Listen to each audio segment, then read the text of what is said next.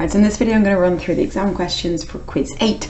So we started a new topic now, we're not doing rates anymore, we are doing temperature changes, and I've also put some CC9 revision, so we'll be looking at empirical formula as well. So the first question, they give you a list of steps, they're not in the correct order, they want you to put it in the correct order. And what you're trying to do is work out if this reaction is endothermic or exothermic.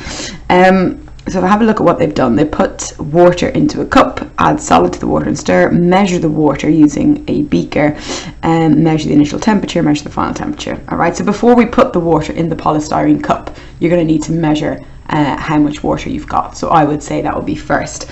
So I'm going to put R first, measure out how much water you've got. Once you've measured out 50 centimeters cubed, you can pour the 50 centimeters cubed into a polystyrene cup.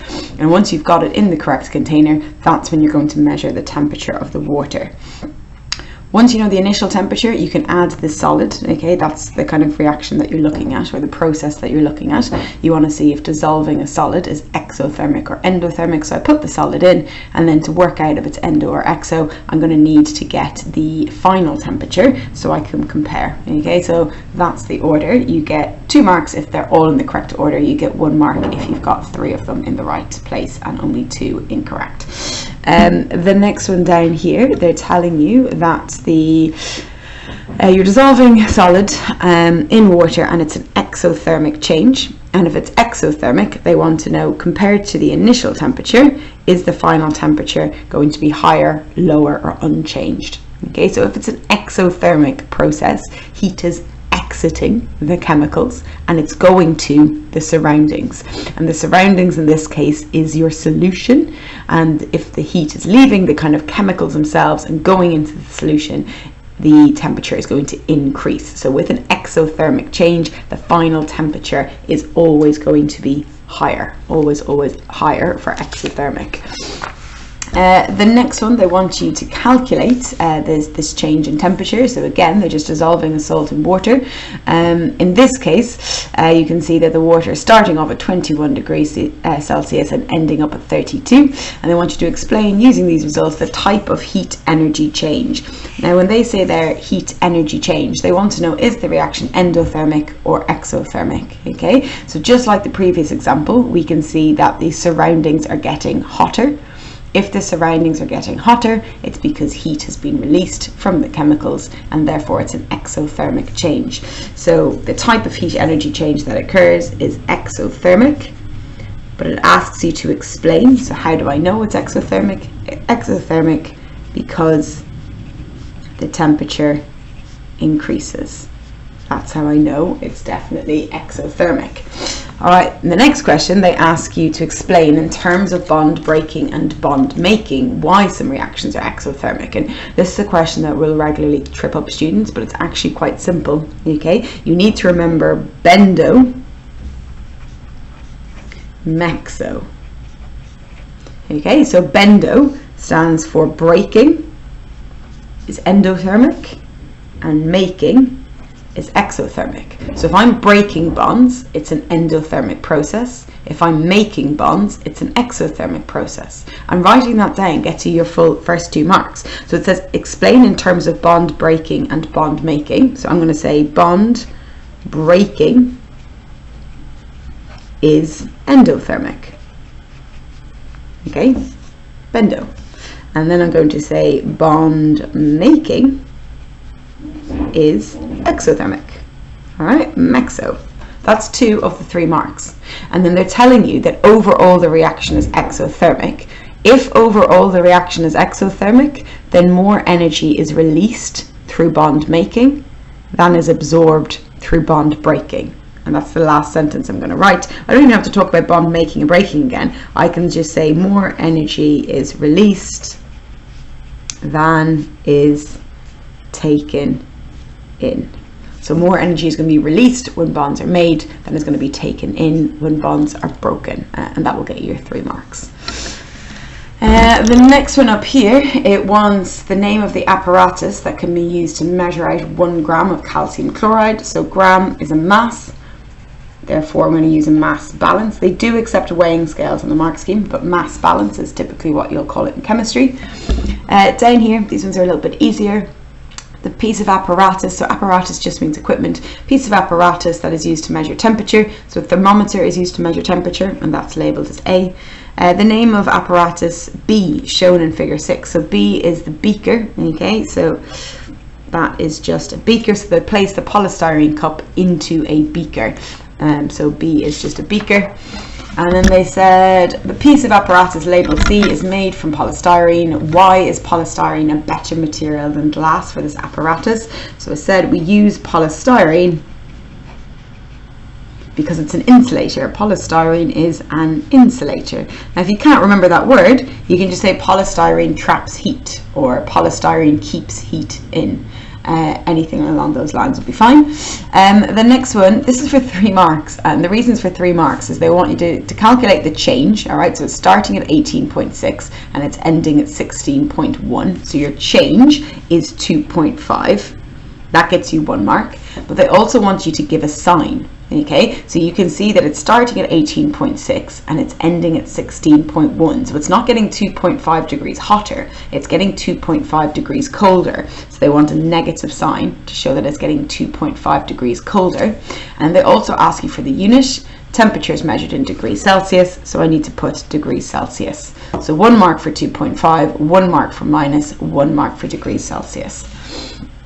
The next one, they give you ions, and they want you to write down the formula of the solid. So in any ionic compound, the charges on the ions must cancel. I've got NH4 plus, I've got NO3 minus. The charges immediately cancel, so I don't need to add any numbers.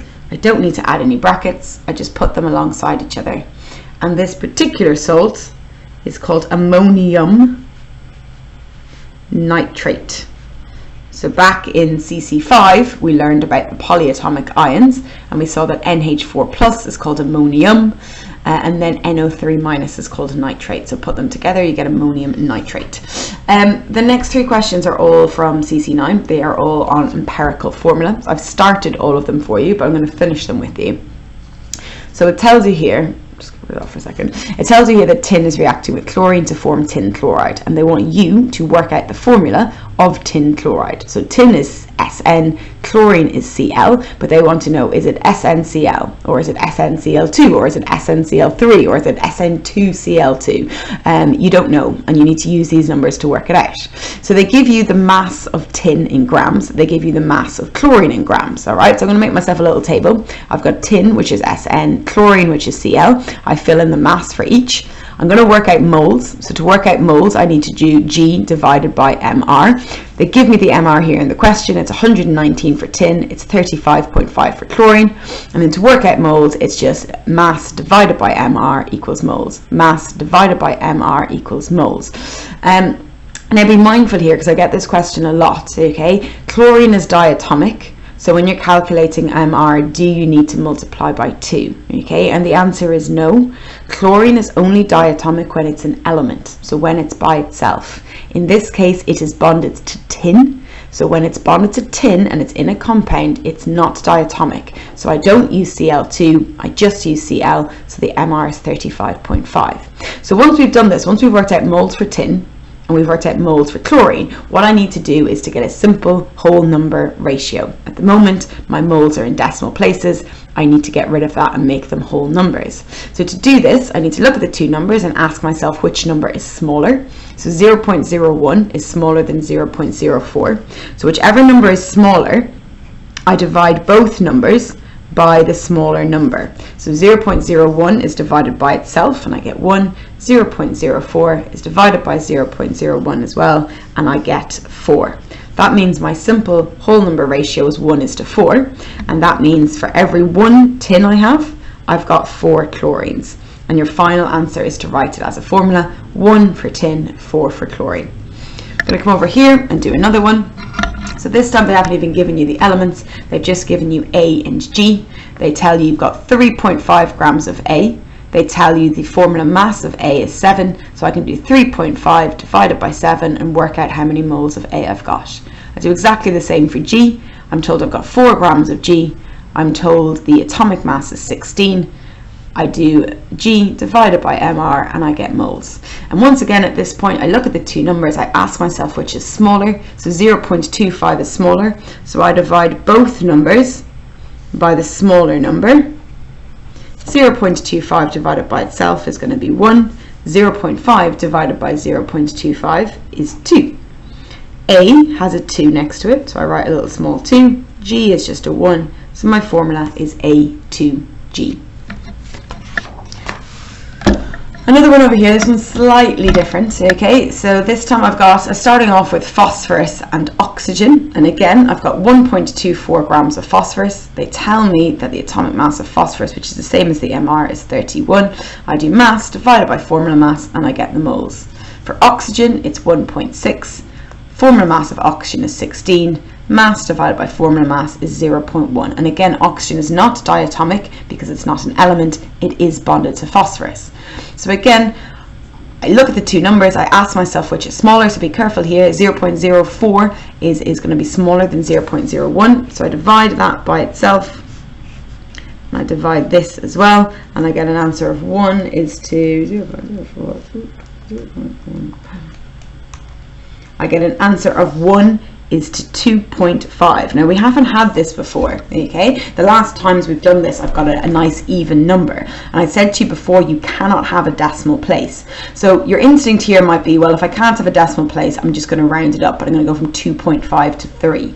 You can't do that, okay? You can't just round it up when you're getting empirical formula. So if I need to get rid of a 5, the 0.5, I'm gonna need to multiply by 2. And the reason I do that is 0.5 as a fraction would be a half, and if I want a half to be a whole, I need 2 halves. 2 halves make a whole, so if I times this by 2, I'm going to get rid of that 0.5. 2.5 times 2 is 5. But if I times this side by 2, I also need to times this side by 2. 2 times 1 is 2, and my ratio is now 2 is to 5. So these ratios are exactly the same. It's just now I've gotten rid of the decimal place and I've got whole numbers, which means I can write my empirical formula, which is P2O5. So that is my empirical formula. Except in this question, if you look at it, you're not being asked for empirical formula. So here I was asked for empirical formula. Now I'm being asked for molecular formula. And what I've done so far is I've just worked out the empirical formula. Now you might be wondering what the difference between empirical and molecular is. Empirical is the simplest whole number ratio. So for example, if I had glucose is C6H12O6.